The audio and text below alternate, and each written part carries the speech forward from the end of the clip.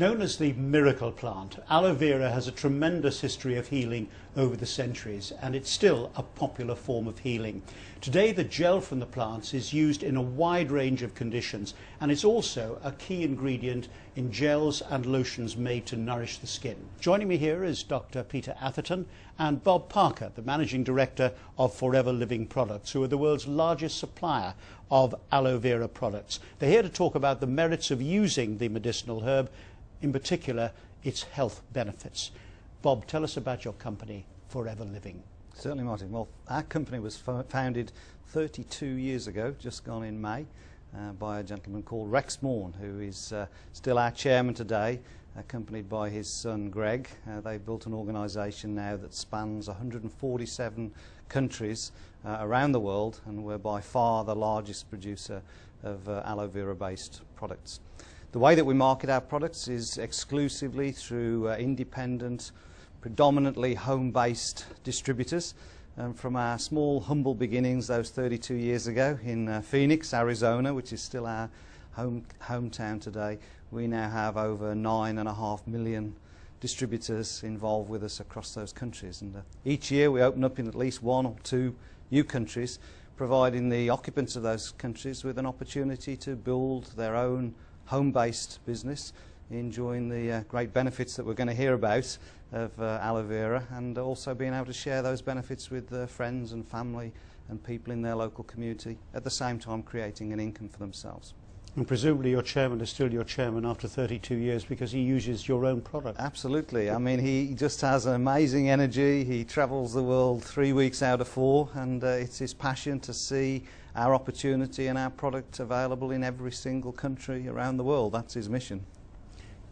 Peter, why is aloe such an important plant? What is really special about it? Well, I think it's been considered to be a very important plant for thousands of years, in fact, and recognized as such by many different cultures, including the ancient Greeks and Romans, the Egyptians, the Indians, the Chinese. And as far back as that? Oh yes, and it's well documented. There's a particular piece of evidence. It's called the Ebers Papyrus, that was excavated in Thebes in 1858 by the Egyptologist George Ebers, and was shown to date from the reign of the pharaoh Amenhotep, who reigned in about 1552 BC. But this papyrus actually showed that aloe was being used in the previous 2,000 years, and it mentioned at least 12 formulations of aloe vera. And are they similar to the formulations that we have today? Was it being used in the same way in those days? In similar ways, but I think we use it in a slightly more sophisticated way. Because of its popularity, you mentioned it was called the miracle plant, but it has actually loads of other nicknames. The medicine plant, the silent healer. The Apache Indians call it the dietary plant because they know it to be a food. But my favorite actually is a Japanese nickname called Isa Irazu, which translated, I'm told, means no need for a doctor. So you just take aloe. You'll be redundant. I will. You mentioned there another type of aloe. So there are different types of aloe. What makes this one special? Well, there are about, and I don't think anybody really knows, maybe 200 species of aloes in the world. And over the years, about 5, maybe 6 have been shown to have medicinal properties. That's all? That's all. And aloe vera is called aloe vera because it's the true aloe. To give it its proper name, it's Aloe barbadensis Miller, and is considered to be the most potent, and that's why Forever Living uses exclusively only Aloe barbadensis. And why do you recommend using it as a supplement on a daily basis? Well, 2 main reasons really. One is aloe vera is a superb general tonic.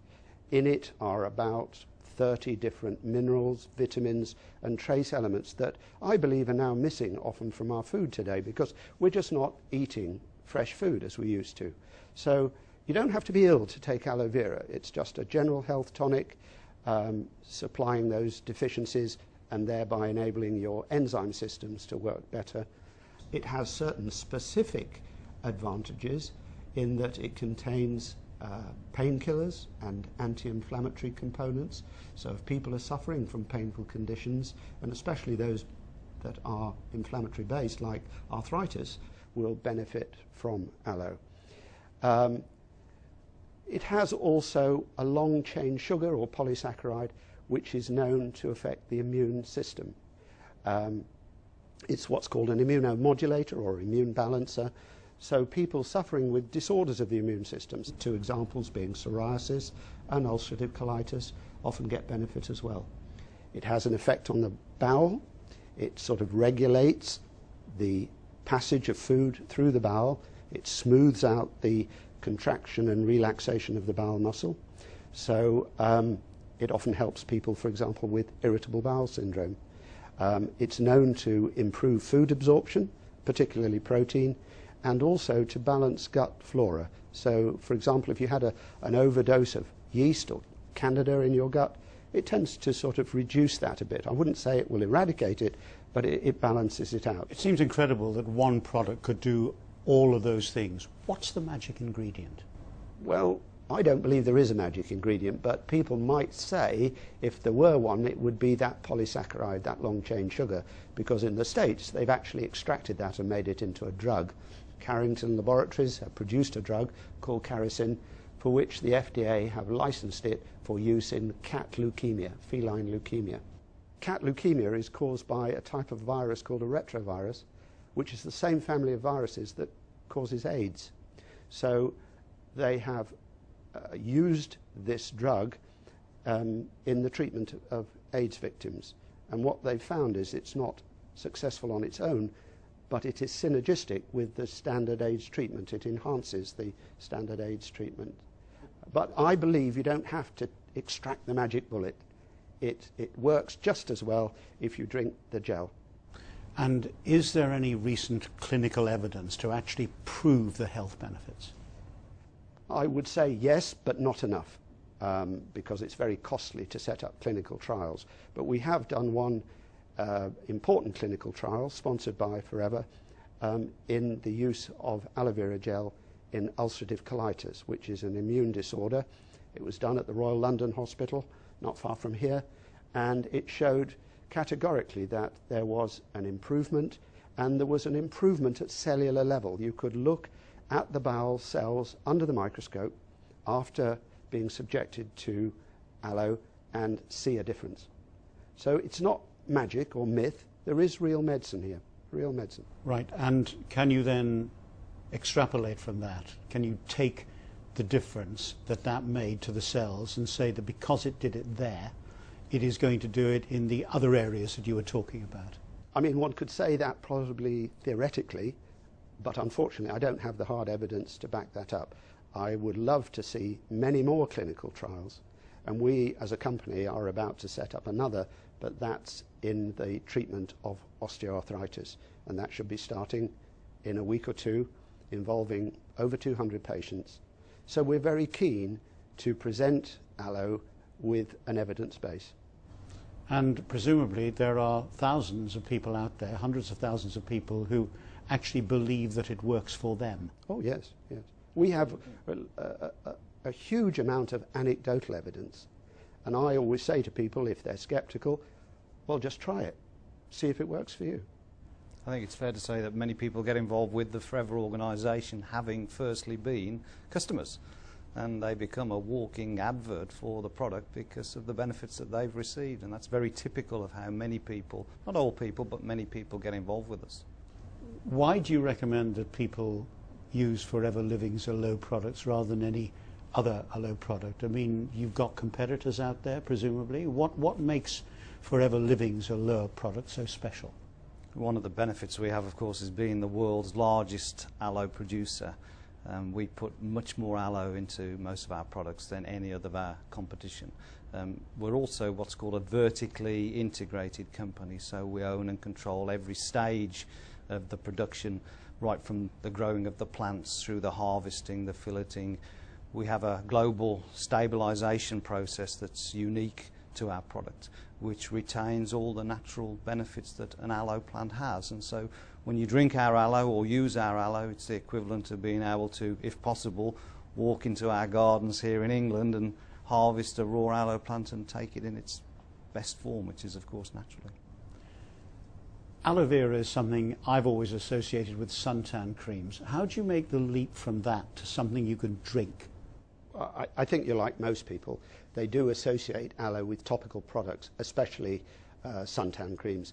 And believe it or not, one of the most popular nicknames for aloe vera is the burn plant, because it has been used for centuries to heal burns of all types. It has a natural soothing and moisturizing effect, so it's widely used in the cosmetic industry.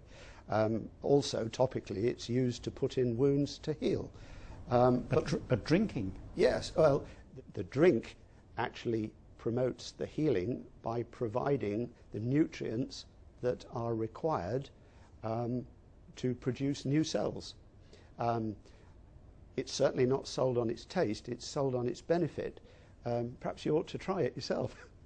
How about giving him a drink? Give me a whirl. Give you a whirl, absolutely.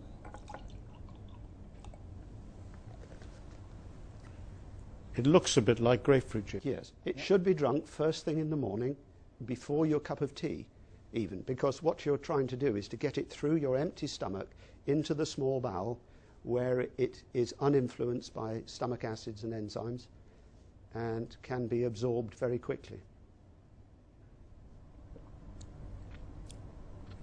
Interesting. Slightly bitter. Yes, yes. I could get used to it, Mm.